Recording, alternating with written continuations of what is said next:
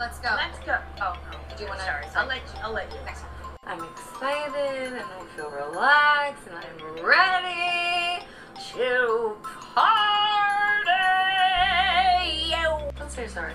You don't need to do that. You don't need to apologize. It's a fucked up female habit. You don't need to be sorry for anything ever. Can you guess what every woman's worst nightmare is? I don't have rage issues. I have nothing to prove to you. When I'm good, I'm very good. But when I'm bad, I'm better. I say when it comes to stardom and Lauren, there are no accidents. Hi, Karen Peterson. Hello, and welcome to Citizen Dame, the podcast where we are back together, except for not, but we are. Back together, but separate. Yep. I'm Karen Peterson. Sorry, I was gonna say we weren't separate, and then we are separate, and we're back together. It's amazing. Exactly. Yep. It's true. It's all that. I'm Karen Peterson, joined by Lauren Humphries Brooks. Hello. Hi. How are you?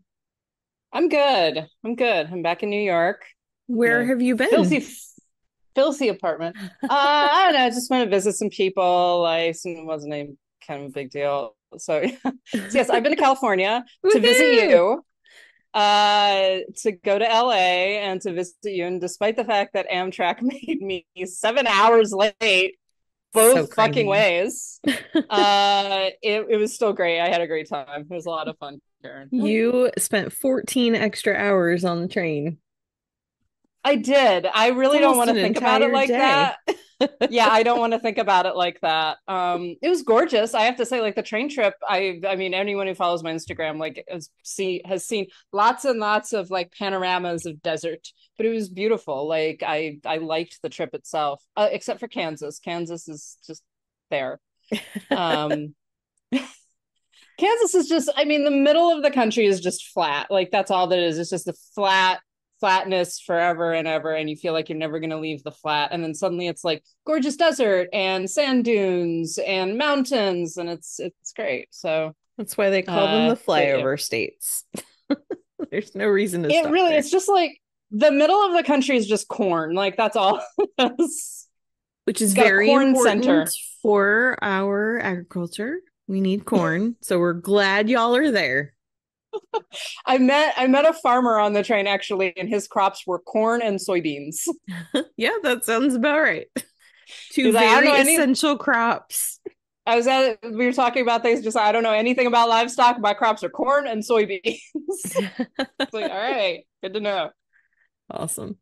So for anybody who does not subscribe to our Patreon, Lauren was here and we recorded a bonus episode live together in the same room, and it was very fun. We're doing a bonus series about Our Flag Means Death, so we're recapping each episode 1 week at a time. So if you aren't already there, you should definitely join us. It's a lot of fun. But it was great to get to hang out with you, introduce you to some of the scene here in LA. So I hope you had a good time.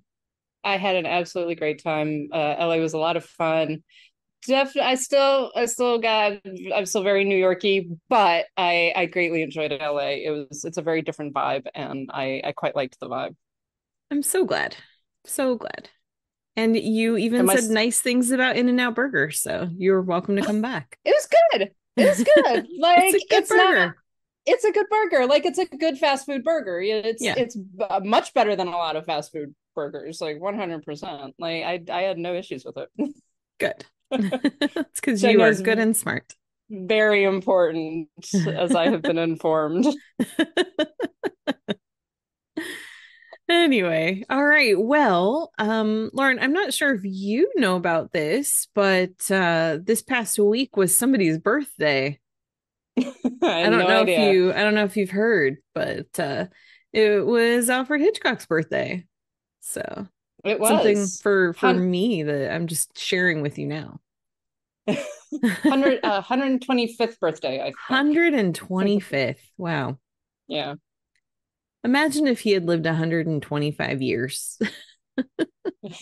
What kind of movies would he be making today? imagine the films he would be making. Like, honestly, I think he would have had an interesting time with CGI. Like, I think that that's something that he would have been intrigued by. Probably not used it a great deal, but used it in certain ways. Yeah, I think that's true. So we are mixing things up a little bit here on the podcast, just a little bit. We decided we had so much fun back a couple months ago just breaking down one movie that we're going to do what a lot of podcasts do already, and that is talk about one movie. So this week for Hitchcock's birthday, we decided we wanted to talk about one of his certainly one of his most well regarded in terms of it's one of only 2 Hitchcock films that have a perfect 100% score on Rotten Tomatoes. It's one that Hitchcock apparently had even said at one point was his favorite, although he later tried to backtrack on that. Kind of like when a parent admits they have a favorite kid and then they're like, wait, no, definitely not. And that is from 1943, Shadow of a Doubt, starring Joseph Cotten and I'm definitely prepared, Theresa Wright. Theresa Wright, yeah. Starring Joseph Cotten and Theresa Wright. It's interesting. She actually gets top billing over Joseph Cotten, which is I like that because it very much is her story. Yes. Even more so than his, even though we kind of open on him and he's such a central figure, it's still like, yes, young Charlie is the main character. Yeah. This was written by Thornton Wilder, who had written Our Town, and Sally Benson, who I believe was a novelist. Is that right? She's a novelist, and she also did a number of screenplays, including most famously Meet Me in St. Louis. Meet Me in St. Louis, yeah. Which is later. She did a couple of others as well. But I think Shadow of a Doubt and Meet Me in St. Louis are 2 of her like biggest, best known scripts. But it's interesting because you've got Thornton Wilder, who is a very well-known playwright at the time, and actually after he finished the screenplay, he went and because he was working, I think, in the US propaganda department. And because it was the middle of the war. This is a film made in 1943. And so he kind of went off to war, basically. And Hitchcock realized that the script still needed work, and that was when he brought in Sally Benson, and I believe Alma Reville, who's Hitchcock's wife, also has a credit on the screenplay. So it's interesting that you've got this script that's written primarily by Thornton Wilder and then 2 women. Yeah. 2 very talented women, you have to say. 2 very talented women, yes, definitely. And it's interesting too, just speaking of the story itself. So this movie was nominated for 1 Oscar. It was nominated for writing, but not for the screenplay. It was nominated for the story. So Gordon McDowell received an Oscar nomination for the original story for Shadow of a Doubt. Sorry, such an odd little, yeah. It's weird, yeah. All right, so for anybody who has not seen Shadow of a Doubt, which was me just until a couple days ago, basically the plot of this movie is that there's this girl, she's a teenager named Charlie, and she's just kind of this angsty teenager who feels like her family is just, she kind of says they're falling apart, but really it's more that they're just not going anywhere. They live in this quiet town in Northern California, in wine country, and she just feels like they need something in their lives. And then suddenly Uncle Charlie is coming to visit. Uncle Charlie, who she is named after. And she's very excited, but something is off with Uncle Charlie. So where would you like to start, Lauren? Well, first of all, you know what I want to start with? I want to know just your general impressions, because it was very exciting to me that this was the first time you had seen this film, because I'm one of those people who think that all of the films that I've seen, everybody else has seen. So it shocked me that you had not seen Shadow of a Doubt. So what were your, like, generally, it doesn't have to be specific right now, but what are generally were your thoughts on Shadow of a Doubt, Karen? So here's what's funny is that this is again a movie I've not avoided. It just has not happened, like I just had not gotten around to seeing it. I don't see it pop up on TV very often. I don't know the last time it was available on Criterion or anything else. I haven't really been looking for it, but it never just kind of shows up in my peripheral, And so when we were talking about what to review for this week and you suggested this one, I was like, okay, you know what? It's time. I need to see it. And so I rented it, and then it turned out to be on TCM this week too. So it was just like, oh, that's so funny. It's like it felt like it was very much like, Karen, it's time to finally watch this freaking movie, So it was good timing. But anyway, no, overall, I really liked it. I feel like, and this is of course 1943, so it's before you really start to get into some of his very best known films. Hitchcock was not an unknown director at this point, obviously, but the ones that have endured the most, the ones that he is most known for and recognized for today, were still a few years from coming out. But I feel like Shadow of a Doubt kind of has all the things that we associate with a good Hitchcock film all in one movie. It's got some very good suspense, excellent character development, some very really just beautiful and intriguing cinematography and things like that. Like his use of the camera and the way that he plays with shadow and light, the way he plays with angles and, high angles and low angles, and the way that he just really uses the everything around at his disposal to just make you feel a little bit uneasy while he tells this story. It's all here. It's like and that's the thing. I feel like this movie encapsulates everything that makes a Hitchcock movie. And I thought it was fantastic. I loved it. I love the performances. I really love the story, and I think it's a great film. And now I see why everybody likes it so much. It's freaking fantastic. Yeah, it's an interesting film, I think, in Hitchcock, in kind of the perception of Hitchcock. Because like you say, it's before a lot of, I keep on referring to the Hitchcock big uns. And by that I mean like the films that everyone refers to. So like Rear Window, Psycho, Vertigo, The Birds, things like that. But those are significantly later in Hitchcock's career, and they're not the films that he was known for really during his career, right? And in fact, a couple of them were failures. Shadow of a Doubt was very a number of people, I guess, refer to it as Hitchcock fully coming into the American milieu, because he had done stuff like Suspicion. I believe he'd done Suspicion by this point. He'd done Rebecca, and one of the criticisms of those films was that it felt more like a English director transplanting England to Hollywood.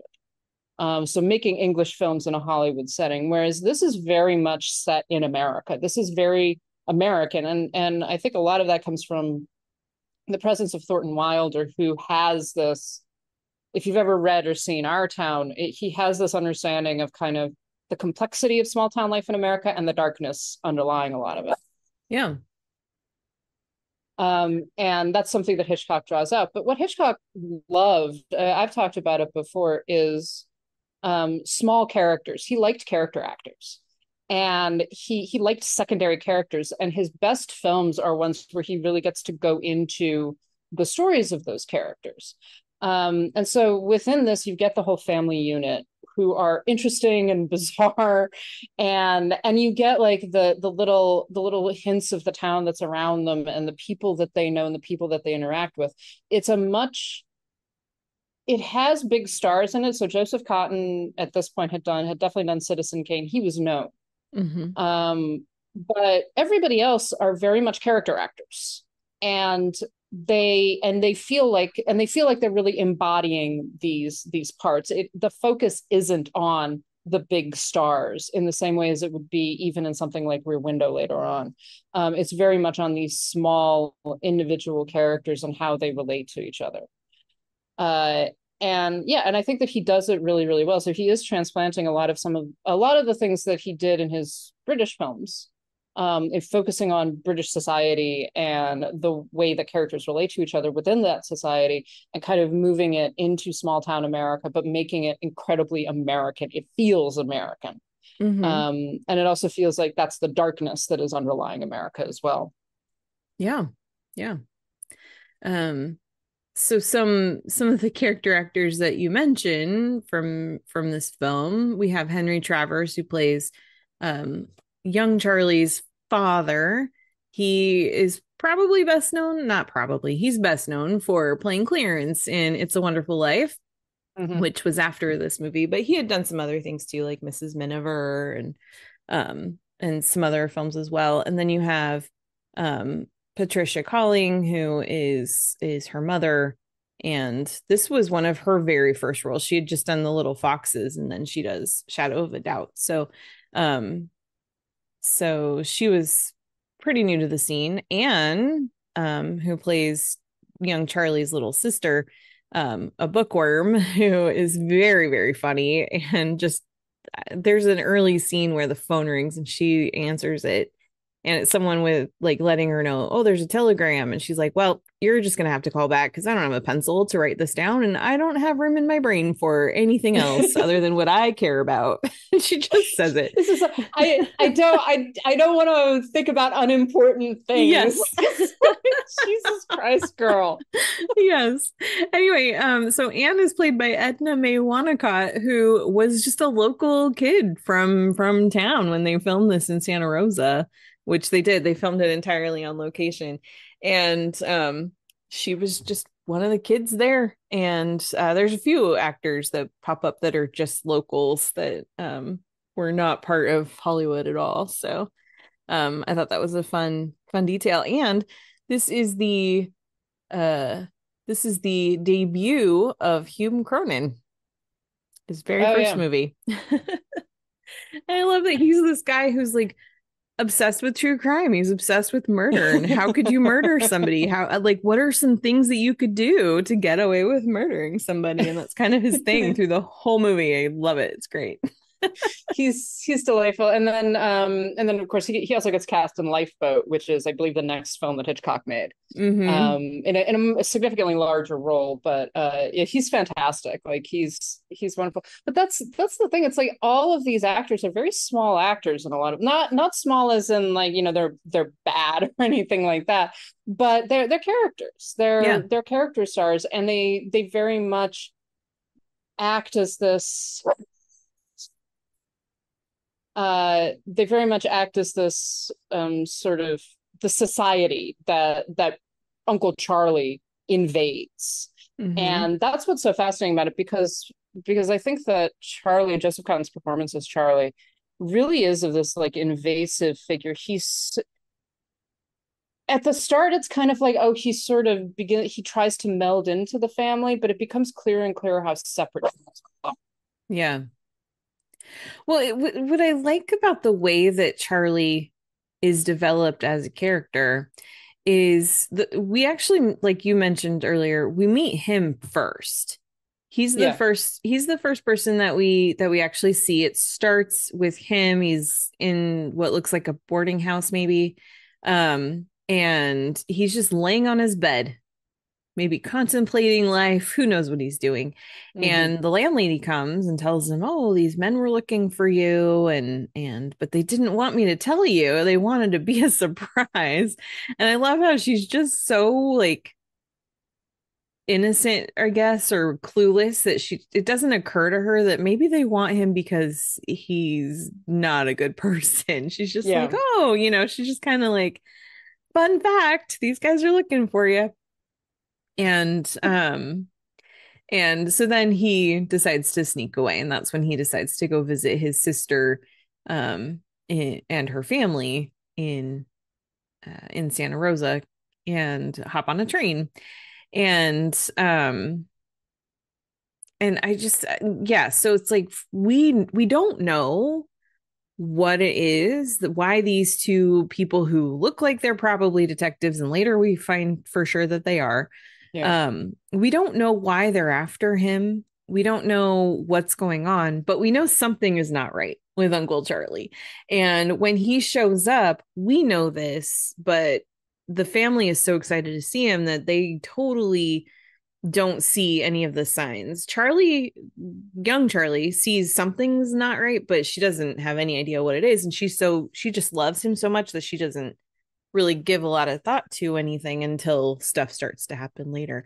But just in general, I really like how this story is developed with Uncle Charlie, where even when we know that these are in fact detectives that are after him, it's still a while before we know exactly why. And I love that information is withheld, because it does lead to a moment that feels like a really big revelation when you're like, whoa, this guy is really a bad guy. Yeah.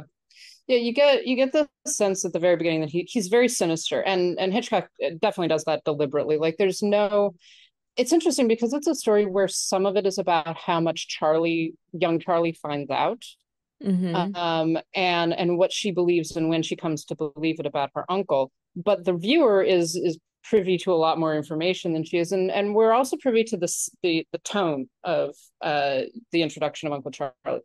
If I remember correctly, I might be mistaken on this, so my apologies to Hitchcock people if I'm wrong about this. I think that within the first scene, we hear Charlie's voice, we see him lying in bed, we see him moving around, but my memory is that we don't actually see him directly speaking. So there's this kind of there's this disconnect between his voice and his person, and that produces this kind of sinister element, that it's like there's something disembodied about him, that there's something, it's again that sensation of like him not being quite right. So for instance, he's lying in bed smoking a cigar in the middle of the day, right? He's got all of the blinds drawn, right? He's very stiff, and he's fully dressed, right? But he's very stiff. He doesn't move a great, when he does move, he's very mechanical almost. And there is this like constant sensation within that first sequence that whatever we know or don't know about this man, and we know very little of him yet, he is not a good person. This is not the good guy. This is someone who is going to be a danger. And you get that even more like when we get to the train sequence and him getting off the train. I love that entire sequence because he hides himself the entire train ride. We learn that like he's been kind of pretending that he's sick, and he's been sequestered from everyone else. He makes certain that no one sees him very much. He gets off the train and he's like limping on a cane and acting very sickly. And then as the train is pulling away and he starts walking towards young Charlie and to the family, he suddenly straightens up. He throws off his coat. He picks up the cane that he's been walking with, and he suddenly it's like he's given this new life, but it's almost like a blood-sucking life. It's like he's gaining power and strength from being around them, but it isn't a positive power and strength. Well, and he's throwing off pretense. I mean, he was pretending to be ill on the train so that nobody would come bother him, so that everyone would kind of stay away. And now as the train's leaving, he doesn't have to pretend anymore. And so it's and this is again one of those really, really clever and smart storytelling devices that Hitchcock's using, where it's both. It's he doesn't have to hide anymore, but he's also like unveiling himself a little bit and taking on new energy as he is in town. He's also the only person that gets off the train here, and he's the only one that has anybody meeting him here. And the viewer sees that dichotomy between the Charlie that we have seen in those early sequences and the Charlie that he becomes as he enters the family. And so again, it's that sensation of there's something wrong, there's something off. We don't know what it is yet. But it's very sinister. And at the same time, Cotten himself is a very like charismatic screen presence. He's very likable. He's good looking. He's attractive, and you understand why people would be attracted to him. People would attach themselves to him, and why they would believe him. He's charming. Yeah. Yeah. Because he is a sociopath for sure. What I like though too is the introduction that we get with him in this room in the dark in the middle of the day, just laying on the bed before the landlady comes in. It's we see that mirrored in our introduction of young Charlie, where she's this teenage girl laying on her bed in the middle of the day, just thinking. But the conversation that he has with his landlady and the conversation she has with, I think it's her mother, very different between her father comes in. Very different. Very, very different. Because she's just contemplating life and being an angsty teenager and yeah, I really like these two mirrored introductions. I think it's really a fun detail, especially when they both share a name. Well, yeah, and let's talk about the relationship between Uncle Charlie and young Charlie just a little bit, because it's a weird one, first of all. It's a little bit weird, yeah. It's a little bit weird, but there is this mirroring dynamic going on between the two of them. So young Charlie's real name is Charlotte. Mm-hmm. She's called Charlie. She's referred to as Charlie, and she's very much named after her uncle. And there is throughout the film this kind of juxtaposition of the two of them against each other. And initially it's like this symbiosis, right? And then after a while, as young Charlie learns more and more about her uncle and realizes who and what he is, it becomes this conflict and this battle going on between the two of them that they're both concealing from the family itself. Mm-hmm. But one of the oddest things, and there is a lot of deliberate sexualization of their relationship, because you have Joseph Cotten who's fairly young, and you've got Theresa Wright, who is also fairly young. So you have an uncle and a niece who are fairly close in age, and certainly appear to be a lot closer in age than like young Charlie and her younger siblings. Right. So there is more of this kind of connection between her and Uncle Charlie. There's this constant back and forth about how they're connected to each other. They understand each other better than anyone else. She even says at one point, "We're not an ordinary uncle and niece." Mm-hmm. He gives her a ring, which and that entire scene where he gives her the ring and puts it on her finger and everything, it's like an engagement. That's what it looks like. If you just watch that scene, it has this romance underlying it and this like sense that it's an engagement, but these are family members. Mm-hmm. And it's so disturbing, and it's also something that is never directly addressed in the film. It's not like they actually talk about the weird family dynamic. It's just kind of present, and it creates the sensation of like they're not just being something wrong with Uncle Charlie, they're being something wrong with the entire family unit. Mm-hmm. Yeah, which is very true. And the way that Emma, young Charlie's mom, is so just falls all over herself for her younger brother. She's so obsessed with taking care of her younger brother. Their dynamic is an interesting one, which is also part of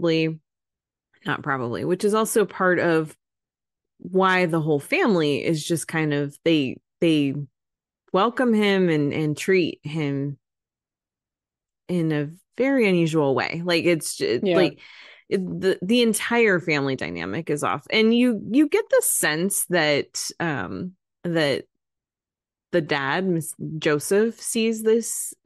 He doesn't necessarily talk about it. He doesn't really put words to it, but he definitely doesn't buy into Charlie is wonderful. He doesn't think he's terrible or anything, but he's not coddling Charlie all the time. He's just kind of like, yeah, whatever. My wife's brother's in town, There's this fragmentation that goes on throughout the film, even that so there's one scene I think where Anne is like, I don't want to, she wants to sit next to her mother. She doesn't want to sit next to Uncle Charlie anymore. And Roger, the youngest brother, is like, he's okay with it, but he's also not invested in sitting next to Uncle Charlie. So it's like, there's the scene in the bank where Charlie is making all of these kind of somewhat offensive pronouncements. It's like very much embarrassing his brother-in-law. And there is that like that undercurrent that everyone's still being polite, everyone's being nice, everyone's kind of putting on a show, but everyone is moving further and further away from Uncle Charlie. There is this sense of him as being this pestilence, almost this thing that has come into their midst that they can't quite give words to, but it's not right. Yeah. And you get that sensation from the entire family, except for the mother, except for Emma, and she's still kind of locked in this world of the past. And memories about her younger brother, and memories about there's a lot of discussion about their parents and about their hometown and the kind of shared past that they have with each other. But it then also becomes clear that, she went off and got married. He ran away from home at the age of 16. Right. And she has not particularly she's only seen him off and on since then. So there's like this longing for him as this symbol of the past, but also this increasing realization on the part of everybody else that this is not healthy. Yeah. And what's interesting too, just to back up to the beginning when we first meet young Charlie, and she's lying on the bed, and like I said, she's being an angsty teenager, but what she specifically is talking about is her family kind of falling apart, going their separate ways, not being connected, all the things that are happening once Uncle Charlie shows up. Those are all things that she's been very afraid of and very aware that her family is on the brink of this. So it's interesting when we first meet her and we hear her saying all these things, and it's like, it seems kind of silly, but then as the movie goes on, you see that she's actually very tuned in to at least emotionally to what's happening with her family, even if she doesn't have any reason to know yet what specifically will happen and what will drive this wedge that she's so concerned about. Yeah. She talks about but it's interesting because she talks about things like, we should help our mother because she's this wonderful person. She does all of this work, and we see her mother, like, she runs the household, right? She cooks, she bakes, she cleans up after everybody. She's got a teenage daughter who's graduated from high school but hasn't done anything beyond that so far. There's just this consistent family dynamic, and Charlie's like, we should do something for her, and her father begins to say, well, actually, I think that you're right. And before he's even finished his sentence, she's like, oh, never mind. So there is this, like, she's very much represented as having her head in the clouds to a certain degree of wanting, and it's interesting because I think we get a mirror of that a little bit later on in the Till 2 sequence when Charlie kind of propounds his philosophy. But it is that, like, justification of this emotional feeling, this emotional experience that she can't fully articulate it. So she's like, well, we should do this, we should do that. But the real solution in her mind is Uncle Charlie. Uncle Charlie will come back and fix everything. Right. And of course he does, and he makes it worse. He makes it all a lot worse because Uncle Charlie sucks. Well, I think that's perfect. He draws all of that darkness to the surface. All of that stuff that maybe she's perceiving as like there's something wrong, right? There's something wrong and we need to do something about it. And what Uncle Charlie actually does is he, as he says to her later, I gave you nightmares, right? He draws all of that ugliness to the surface that is already kind of there in a certain sense, but that he also introduces. It's an interesting kind of thematic relationship, I think. Yes, definitely. I also found it interesting, and I'm curious your thoughts on this.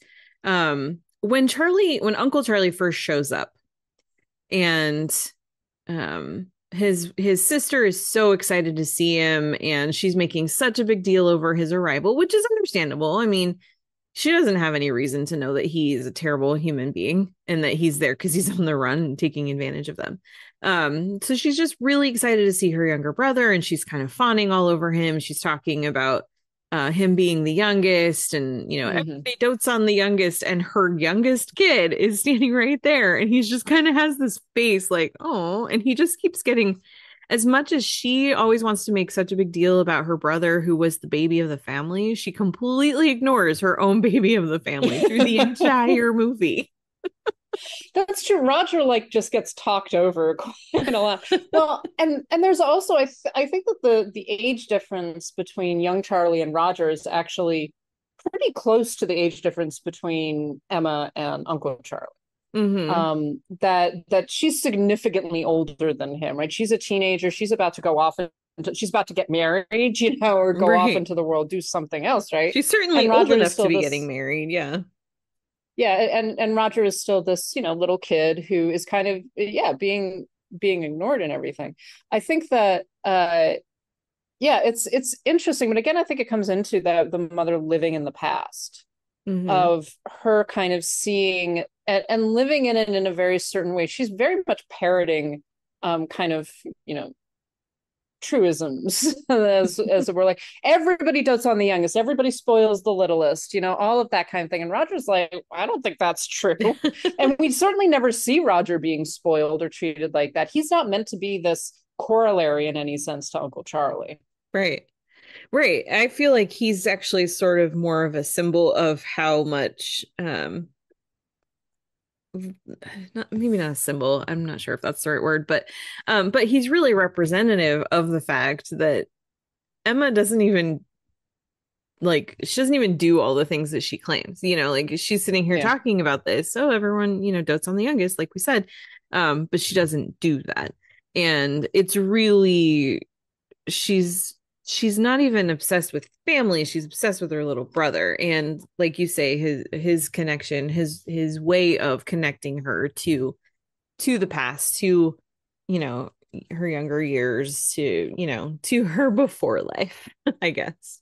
Yeah, this nostalgia. And she says it very late in the film, where he says that he's going to leave, and she gets very emotional and and kind of has a breakdown in the midst of all of it. And she talks about that we meant so much to each other, this was our, we have this shared past, you just become your husband's wife, etc. And so there is this throughout the film, so much of it turns on young Charlie needing to protect her mother from knowing who her brother actually is. But her mother is just completely immersed in this nostalgia for a past that probably didn't even exist, but that is just something that she remembers because it was a time when she felt free, she felt different, she felt maybe more herself than she is as a mother and a wife. There's an interesting thing that happens when you have your whole life ahead of you and anything is possible, and then at a certain point you turn around and you go, well, I guess this is just how it turned out. And I think for Mrs. Newton, for Emma, I think that's kind of where she's at in her life, is like, this is how things turned out. Well, particularly for women in that time period, where the expectation was very much you got married, you had kids, you became a wife, you became a mother, then you're going to be a grandmother, etc. That's what your life is going to be. And that probably happened for her when she was, 19 or 20 years old. Although you do have to say, again, speaking of the weird family dynamics, you've got Charlie, who is, say 18 years old, 18, probably. There's a picture of her graduating from high school. So she's definitely 17, 18 at least. And then you've got Anne, who's significantly younger than her, and then Roger, who's even younger. And you've got two parents who are considerably older, at least visibly. Right. There's just this, it's weird. It's just weird. There's like this odd age difference. There's this odd gap between all of them that I think does emphasize the division within the family. Like at one point, young Charlie says something about like, oh, he's her younger brother, like Roger is mine, but you never see her being an older sister to Roger in a sense. She's very disconnected from her younger siblings, and some of that is because she's older than both of them by like enough separation that her experience of life and their experience of life is incredibly different. Mm-hmm. So I don't know. It's an odd. The whole dynamic feels weird, I guess. Yeah, yeah. Which all really, really helps make this as a mystery, as kind of as a thriller. It all makes it lends to the mood and the tone of the film that makes this story work, I think. And it's in very subtle ways. So let's talk about what Uncle Charlie did. Because we've been talking all this time and we still have not talked about what he did, which is one of the things that this movie does so brilliantly, is that we know that somebody's after him. We don't really know why. We know he shows up with gifts and money. We don't know how he got it. And then these detectives show up, and one of them, played by McDonald Carey, who Days of Our Lives fans will remember. But anyway, he takes an interest in young Charlie, takes her out on a date, tells her, like, he eventually confesses to her that he is investigating her uncle and that he did something bad, and there's two men that they're looking for, and he's one of the two men. They don't know for sure if he did it. Still doesn't say what he may or may not have done. It's not until Charlie, young Charlie, goes to the library, forces the librarian to let her in because it's after 9 p.m. And finds a newspaper and is able to find out what really happened, or what he's actually being investigated for. Mm-hmm. So I love this reveal, but I would like to know from you, like, your thoughts on this. Well, this setup and reveal. I love the fact that that the way she figures out like what newspaper to look in is he tears up the newspaper at one point. He like pretends to build like this newspaper house, right? Uh-huh. And he hides an article, and then she finds the article in his pocket, and is sort of like teasing him, right? She's thinking that, oh, this isn't, you're just playing around or whatever. And he gets really angry, and grabs her, and scares her and hurts her, like, as she says, mm-hmm. You're hurting me, right? And that's the moment where she begins to go like, okay, something's wrong. And then you get into this like, there's something that he's being pursued for.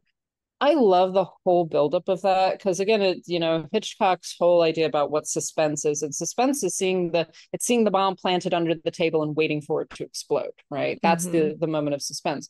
And this half of this film is that, like, because we know he's running from like you say, he's running from something. We don't know what it is. We don't know if he did it. We see all these little hints and clues of what it is, the whole Merry Widow waltz thing, the ring that he gives her, et cetera, et cetera. And you get this entire wonderful buildup until this kind of development of tension and escalation of tension with her walking across town to the library. And you get the kind of explosion, as it were, of her finding the newspaper article.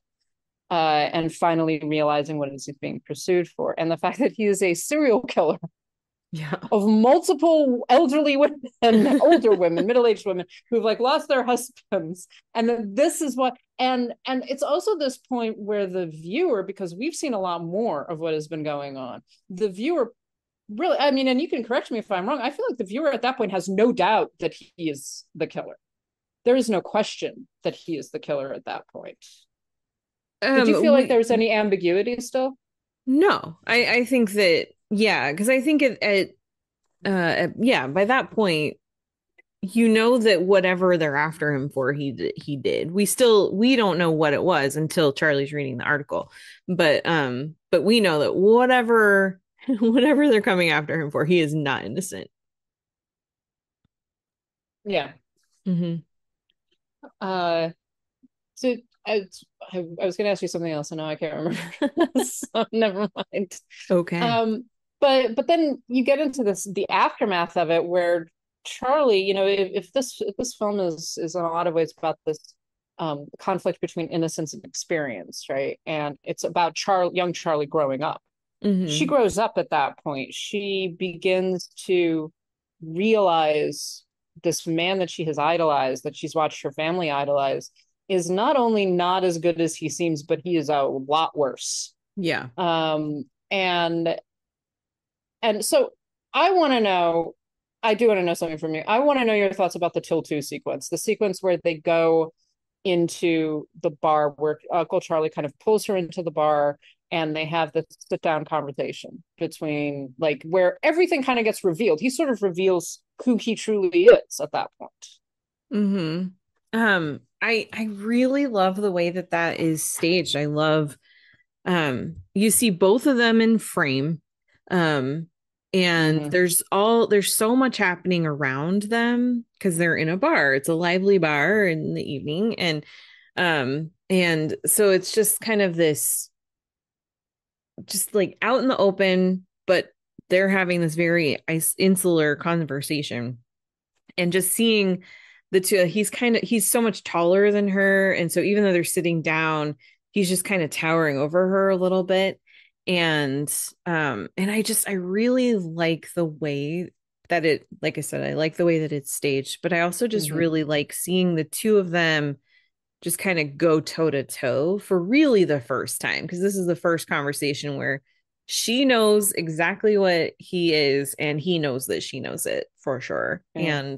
And so that the tension between the two of them is so well done. And it really makes you feel like, oh my gosh, what is this guy going to do? He is a sociopath. You know that he has, I mean, he's been murdering people. Why would he not murder her? And that's where Mhm. you really start to feel like she's very much in danger. And I really like the way that it's done. It really is a turning point in the film. Before this, everything has just been kind of suspenseful, but now there's really definitely danger. Yeah, it's that breaking point where, and he comes to realize that he can't pretend with her anymore. Right. And I like the progression of Joseph Cotten's characterization there, because he still tries to a certain degree. Mm-hmm. He's still sort of being like, what do you know? What do you think you know? You don't really know anything. But there does come this point where he's like, all right, you know who I am. You know what I am, Yeah. right? Um, but just like him trying to almost convince her, he uses this very nihilistic, very misogynist kind of speech Mm-hmm. about the horrors of the world. It's like, you don't understand what the world is actually like, you don't know what I've seen, things like that. And it's like he's trying to convince her to kind of join with his philosophy almost. Yeah. In the context of this bar, that's this very dark, seedy, smoky bar. At one point, young Charlie says, I can't go in here, I've never been in a place like this. Mm-hmm. And it's this, and I think what's really interesting about it is that the bar is just off of the main street. Like, we see them turn a corner and they're in this space. So this has been, I think it is very symbolic in the sense that this has been in this small town the entire time, but she's never been in, she's never faced it. Right. She's never looked at it. And that's kind of what he's saying to her. You don't know the horrors of humanity, basically. And I don't think that the film supports that philosophy, but at the same time, it does kind of reveal some of the things that young Charlie hasn't experienced and has, in a certain sense, has denied, has refused to see. Mm-hmm. Yeah. Including about her uncle. Yeah. And I think also it's a commentary on life in small town America too, where these Yeah. things exist.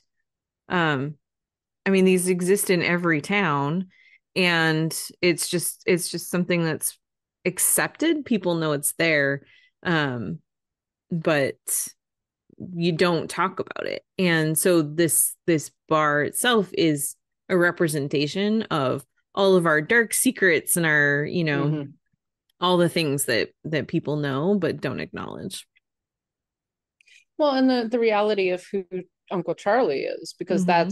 it's been unacknowledged and she's been scared of it, right? She's been kind of, in a certain sense, trying to deny it up until that point. Yeah. And then she realizes that this is what he is. This person that she's loved and idolized is a monster. Mm-hmm. And yes, another scene that I want to talk about too is the dinner scene where he accidentally, I think, kind of goes off and reveals some things about how he looks at women. So you want to talk about nihilist misogyny? I think where we really see that is at the dinner table with the whole family. Oh yeah, the whole like, are they, well, they're human beings, just like, are they? Or are they, I forget what he calls it. Fat wheezing animals. Yeah. Yeah. He's basically talking about these rich widows, and talking about how he sees them in hotels and in all these places, and they're dressed up in their finery, but they're just drunk and they're loud and they don't understand what they have and they don't appreciate what they have. And then as he's just going off and the whole family's just sitting around like, what the fuck? and he just goes on this sort of this rant about them. And it's such an interesting way to reveal his true nature. This is, even though we and young Charlie have seen, these things are not right with him, we know something's off. This is the first time that we really hear from his own mouth how he really views the world. Yeah. And this comes after we already know that he is probably we know he's the murderer, but he probably is. There's still a chance that he's not, but we know he is. So this scene comes right after young Charlie has been to the library and has figured this out. Mm-hmm. So sorry. Well, there's this moment in that scene where we get a very close shot of Joseph Cotten as he's speaking, and it's in profile at first. Yeah, he slides into this cadence that he also uses again in the Till 2 sequence of like, there's a mechanical nature to it. It's difficult to describe. Like his voice changes. Yeah. And again, I think the part of it is that it's this dropping of the veil to a certain degree. Like, I think that we're really seeing who he is, and he's this very cold, detached person. Yeah, but right at that shot, and it's when I believe it's when young Charlie says, well, they're human beings, and he turns and he looks at her, but he's also looking almost directly at the camera. Yeah, so he's looking at the audience and says, are they? Yeah, and it's a very quick moment. It's basically a fourth wall break. Yeah, and that break happens a couple of times, and the first time it happens is early in another dinner sequence where he leans forward across the table. He says, well, why am I talking about myself? We should be talking about you. And it turns out the person he's talking to is Emma, his sister. But for a moment, he's talking to the audience. Mm-hmm. And when Hitchcock does stuff like that, it's very clear. It's very jarring. Yeah. It is this moment of like, and we see him employ it in other films as well, most famously in Rear Window, where Thorwald looks directly at the camera. Mm-hmm. And we get that in this now, where it's very jarring, and it's the villain essentially grabbing the audience and addressing the audience directly for this brief moment of like, almost involving you in what's happening.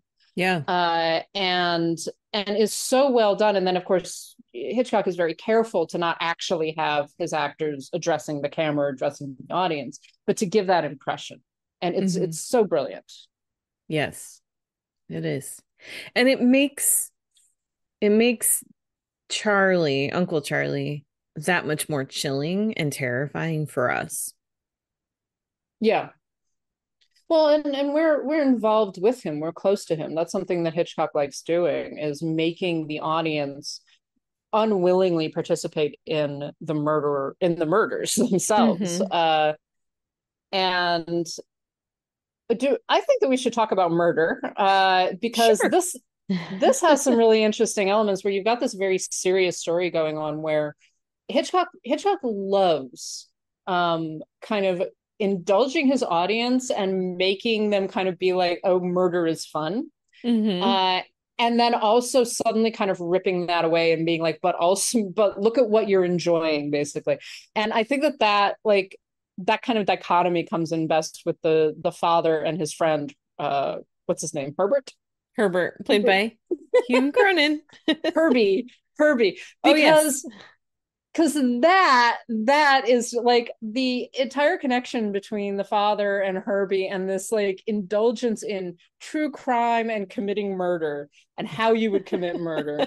It is so Hitchcockian and so funny, and at the same time it's happening against this other very serious story that is going on between the two Charlies. Mm-hmm. Yes. I love, let's talk a little bit about some of those scenes, because I love how Herbie is just, he's so fascinated by murder to the point where he's looking at ways that he, not necessarily that he wants to, but like, how could somebody do it and get away with it? And so like there's a scene where the two friends are having a drink or coffee or something, and he's like, did you taste that? What? I didn't taste anything. It tastes like coffee. He's like, oh, I put some soda in it. It's the amount I would have done if it was poison. Like, but you didn't even notice. And then he has the thing with mushrooms. And they argue about that, just like, well, I would probably notice the poison more. Just like, no, you would notice the soda more. Mm-hmm. Yeah. So I really like those two. It's funny and it's interesting, and it does, like you say, it taps into our own interest in true crime. And we as humans have always been interested in this. This is not a new development with podcasting. This is something that has existed as, from the time there were murders, I think. Well, and that whole thing, like, which is this lovely little kind of back side plot to everything else that's going on, and that actually comes to a head again, and I think of that dinner party in that dinner sequence where Charlie like freaks out and is like, do you have to keep on talking about murder all the time, right? Killing people, right? And I think the father says something like, we're not talking about killing people, I'm talking about killing him, and he's talking about killing me. And the mother says, this is how your father relaxes. But it is this just like, because Hitchcock recognizes that, like we recognize it in ourselves because we watch Hitchcock films to watch people kill each other. That's what happens. Yeah. To get pleasure out of that. And we understand those two guys talking about, how would you kill someone and not leave a trace? How would you murder your best friend, right? And it's never the sense of like they're actually going to do it. They're just talking about it. Yeah. Well, when that whole thing with the men thinking about the Roman Empire all the time thing came out, and then it was like, well, what's the female equivalent? And one of the answers, which was the correct one, was murder. We think about murder all the time. And I was talking to a friend who was just like, why do women think about murder all the time? Like, are you thinking about being killed, or are you thinking about killing people? And my answer was both. And that's the thing. There is some weird comfort in thinking about murder and how you could do it, but most especially I think it's, at least for me, I can't speak for others, but for me there's this sort of, if I think about how it could happen, then I can protect myself from being a victim. Well, and I think there's a puzzle aspect to it as well, like so the whole question about like the perfect murder, right? Yeah. How would you kill someone and not leave a trace? How would you kill someone and not get caught? And I like the conclusion that I think the father comes to at one point. It's just like blood instrument is, and there's this argument back and forth that actually happens between the two of them, where he's like, well, what about clues? Just like, I don't want clues, I want to kill you. I'm not interested in clues. And so then you get into this whole conversation that they have about fictional murder versus non-fictional murder, because of course in fictional murder you have to have clues. You have to have something for the detective to do. In real murder, you don't want clues, right? And then I do like the conclusion to that scene. It's like, well, I would make, try to make it so that it looked like you'd done it to yourself, although it would be kind of unrealistic for you to beat yourself to death with a pen. Oh, they're so funny. They're great, but I love the fact that Herbie then becomes actually, when actually faced with a real attempted murder, when Charlie attempts to murder young Charlie, he's the one that hears her in the garage and winds up saving her. It's because of him that she survives. Right.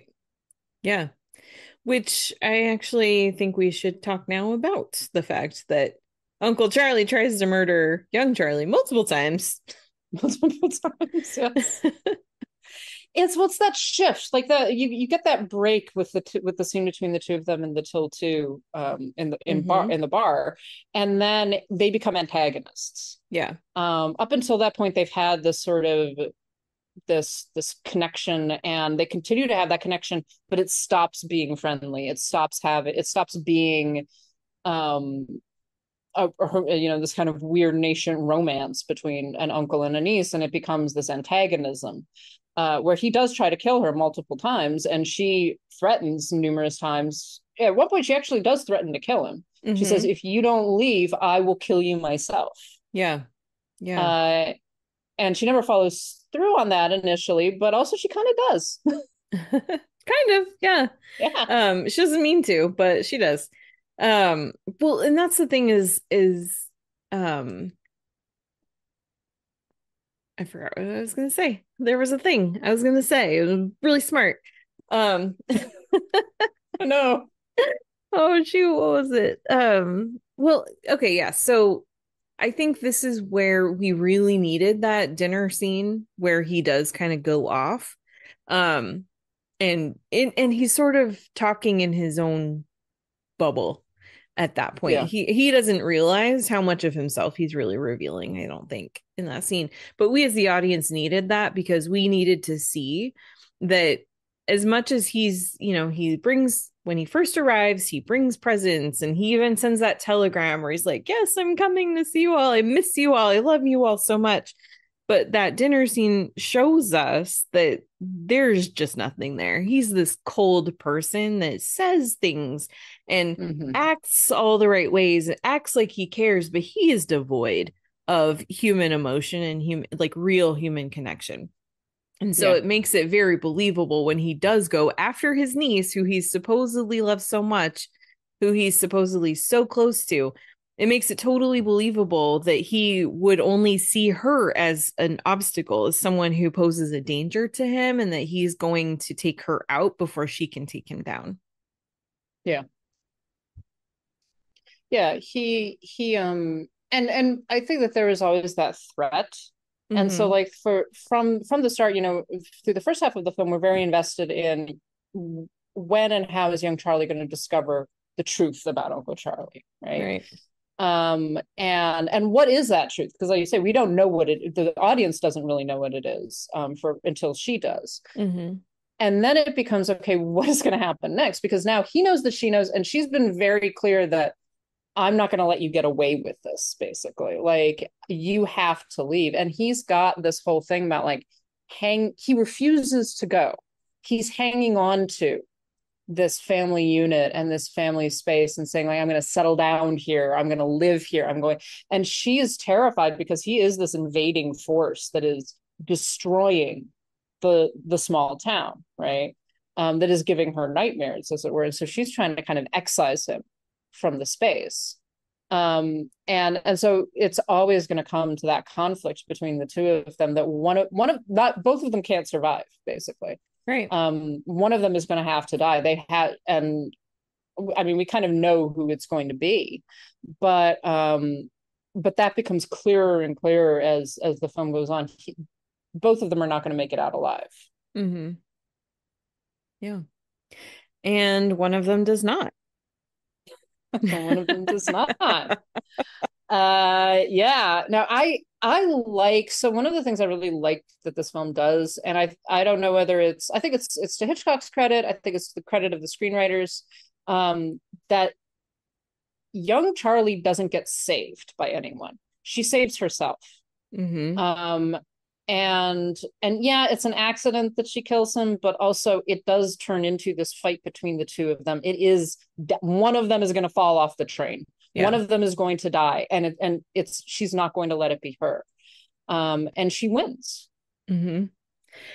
One thing that so many movies do that drives me crazy is you have this great woman character, female character at the center of your story, and then it culminates in some sort of a fight. Her life is in danger, and somebody else, not always a man, just another person, has to come in and help her to save her.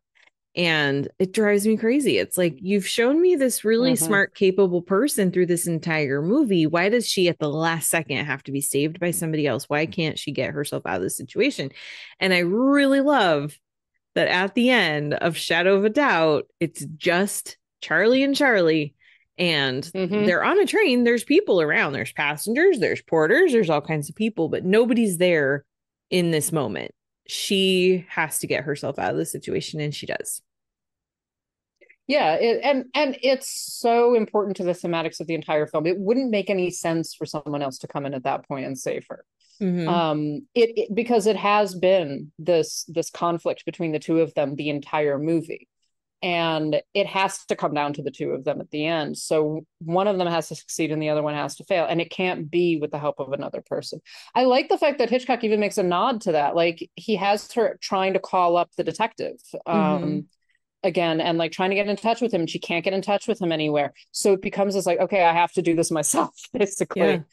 There's no moment where anyone else is going to sweep in and save her. She has to save herself, and she has to save not just herself but her family.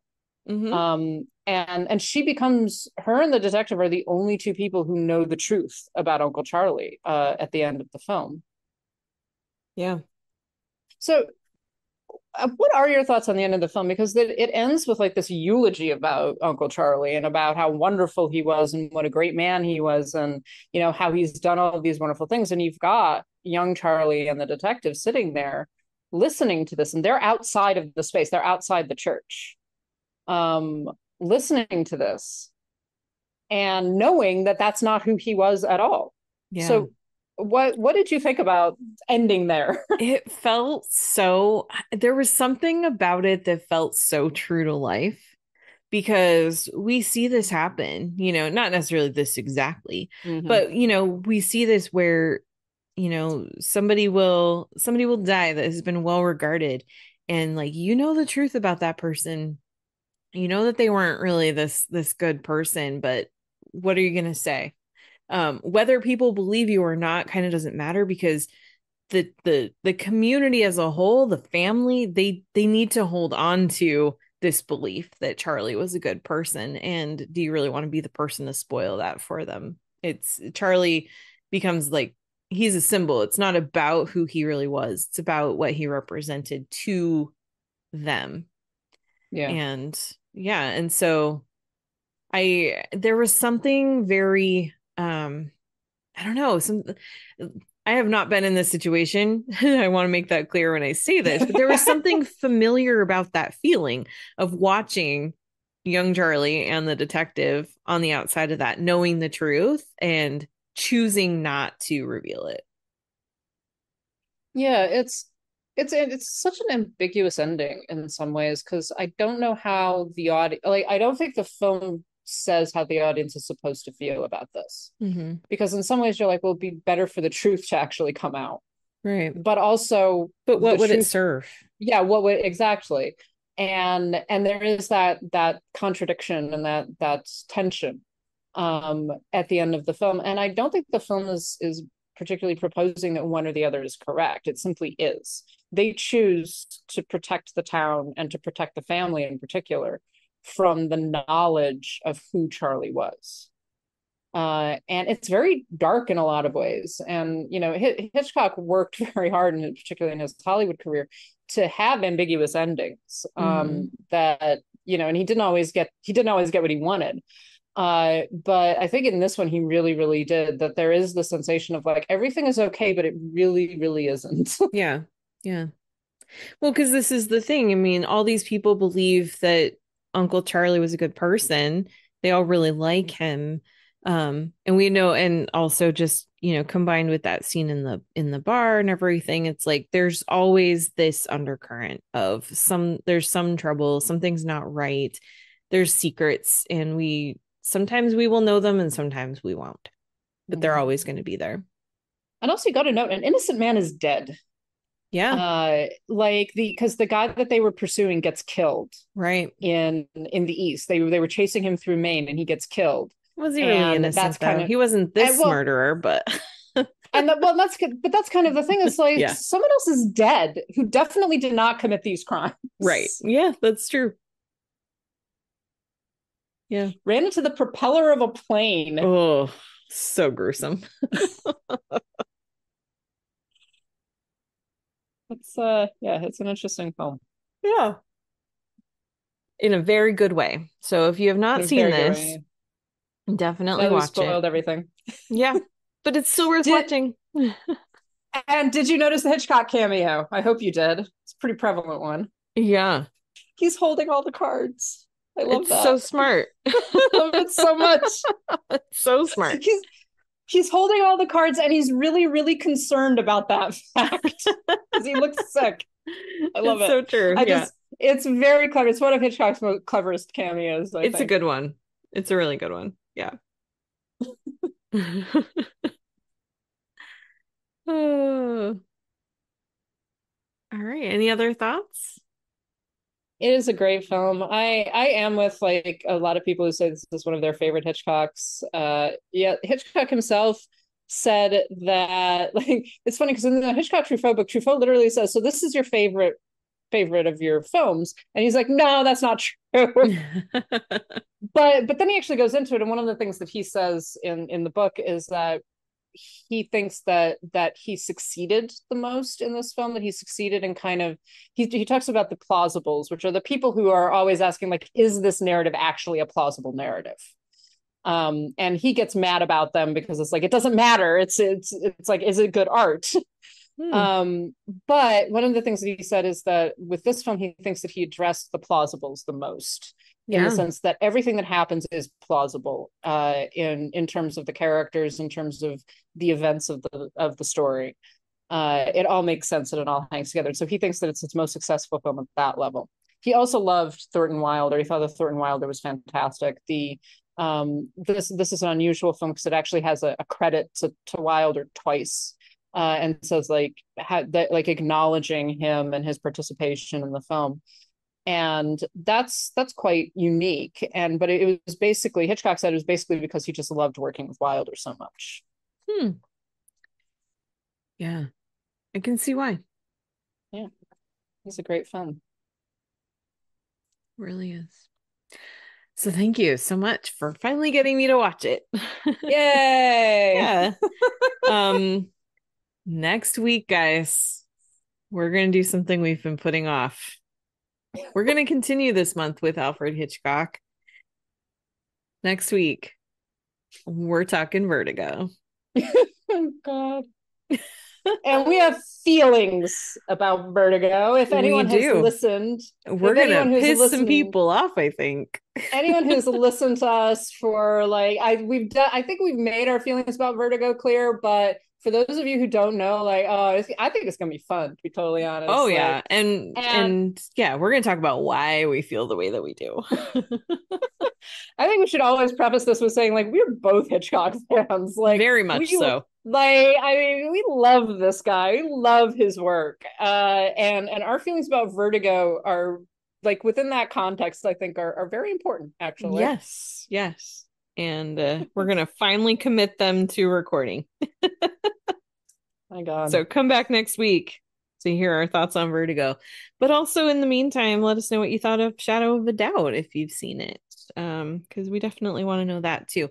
There's lots of ways that you can reach us. First of all, we really need to and want to thank our patrons who help keep the show going. We're so grateful for you. Your support means the world to us and helps keep the show ad-free. They are, and we have a couple new ones. Thank you guys. They are Abby, Ollie, Audra, Brian, Connor, Estefania, Ferdinand, Heather, James, Janine, Judy, Carriotta, Matt, Michelle, Monty, Nanina, Noel, Robert, Steve, Sharon, and Tao. If you would like to join them, you can go to patreon.com/citizendame and sign up. That is also the only way that you can get access to our Flag Means Death bonus series, which you want to hear because we spend every episode talking about what a wonderful show it is. And it's a lot of fun. Quoting extensively, I swear to God. Oh, yes. We basically just reenact the show. Not really. Like, and then this happens. The Steve is so funny and he's like so cute. Oh my God. Anyways. And Taika, and yeah. Anyway, you don't want to miss it. But anyway, that's how you do that. And you can support the show and keep it ad-free, like I said. We also have a couple of other ways that you can support us if you want. We have our Ko-Fi, ko-fi.com/citizendame, and our Etsy shop, etsy.com/shop/citizendamepod. We have some other ways that you can connect with us too. We have our website, citizendamepod.com, and new stuff is coming there very soon. And we have ways that you can contact us. Our email is citizendamepod@gmail.com. And we're on a couple of social medias. Particularly, we're on Instagram at citizendamepod. Technically, you can still follow us at Twitter, even though we don't really do much at Twitter anymore. And I will still keep calling it Twitter as long as Elon Musk keeps refusing to acknowledge. And as long as he keeps dead naming people, I will dead name Twitter. There you go. And we also love our Letterboxd. We are a Letterboxd HQ at Citizen Dame. We can be reached individually too. Lauren, where are you? I am on Letterboxd and Instagram at LH Business. And I am on all the social medias at Karen M. Peterson. So that's going to wrap things up. We will catch you next time. Bye. Well, what am I going to talk about? Lecturers usually give them travel or current events, don't they? Oh, Charles, not current events. We get current events. What sort of an audience would it be? Oh, women like myself, busy with our homes, most of us. Women keep busy in towns like this. The cities, it's different. The cities are full of women, middle-aged widows, husbands dead, husbands who've spent their lives making fortunes, working and working. And then they die and leave their money to their wives, their silly wives. And what do the wives do, these useless women? You see them in the hotels, the best hotels every day by the thousands. Drinking the money, eating the money, losing the money at bridge, playing all day and all night, smelling of money. Proud of their jewelry, but of nothing else. Horrible. Faded, fat, greedy women. But they're alive. They're human beings.